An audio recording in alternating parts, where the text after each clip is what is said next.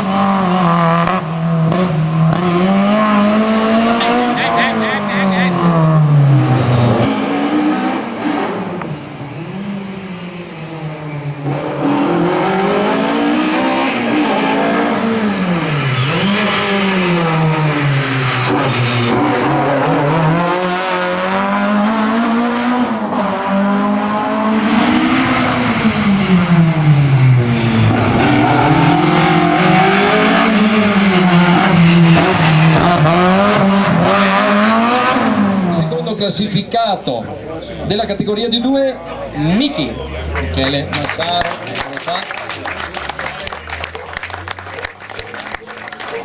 E complimenti per il gioiellino che hai portato qua, è proprio la macchina più bella, una Lotus Elise, giusto?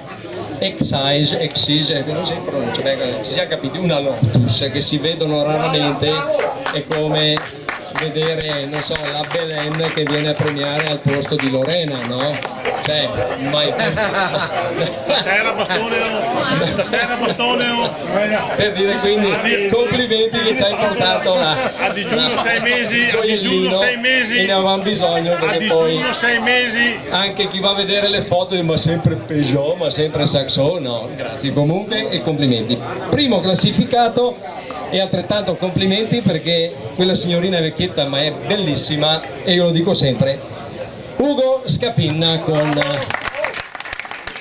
splendida, che poi qualcuno mi diceva che ce l'aveva, quella più dura era come l'acqua minerale alla postazione del commissario. Dove guarda io? Dove c'erano ancora 5 metri. Sicurezza. Ok, non è successo niente, ci siamo divertiti, è giusto sorridere.